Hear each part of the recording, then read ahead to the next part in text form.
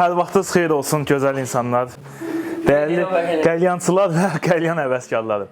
Görən maşallah olsun, mən görəndən sonra yaman başlamısınız qəlyan öyrətməyə falan. Yaxşı edirsiniz, söhbət yox. Gəlin hamımız bir yerdə həmrəy olaq. Qəlyan mədəniyyətini, qəlyanın nə demək olduğunu insanlara aşılaya bilək. Amma ki, ağzınıza, zadınıza gələndə danışmayın da, qurban olum sizə. Elə qəlyançılar var ki, bax Allahın dostu, Azadı görürsünüz, bax, Azad.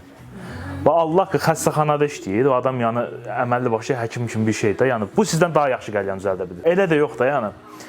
Bugünkü mövzumuz nədir? Qəlyanda ağırlığın nə demək olduğudur. Birinci növbədə qəlyanda bir cür ağırlıq yoxdur. Qəlyanda 3 cür ağırlıq var. Birinci növbədə çəkim ağırlığı. Qəlyanın çəkimi nə qədər ağırsa, yəni onu çəkəndə nə qədər belə deyim də ciyərlərinizə təzyiq verirsinizsə, o çəkim ağırlığıdır. Çəkim ağırlığı əsasən saxsıdan, aparatdan və onun yığımından asılıdır. İkinci növbədə aroma ağırlığı. Baxırsan ki, eyni markada bəzi tütünlər var ki, hamısının nikotin dərəcəsi eynidir, hamısının yarpağı eynidir, ancaq bəziləri var ki, aroması boğaza daha çox təzyiq göstərir, daha çox qıcıqlanma verir. Bir də görürsünüz, elə insan var, başını çəkə bilmir.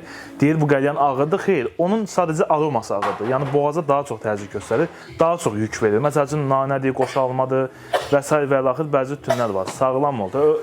Ölərsənsə öl də, həyəcanlanmayım mən bu da. Üçüncü növbədə hamının bildiyi, hamının elə danışdığı nikotin ağırlığı. Nikotin ağırlığı isə qəlyanın tütününün içindəki nikotin miqdarının sayından asılıdır. Günümüzdə premium tütünlər də deyirlər, qara tütünlər də deyirlər, onun fərqli rəngləri də var və s. və laxır. Həmin tütünlərin nikotin faizi, nikotin dərəcəsi, nikotin sayı daha çox olduğuna görə həmin tütünlərin nikotin ağırlığıdır. Demək, yadınızda saxlayın, qəlyanda 3 cür ağırlıq oldu. Çəkim, aroma və nikotin.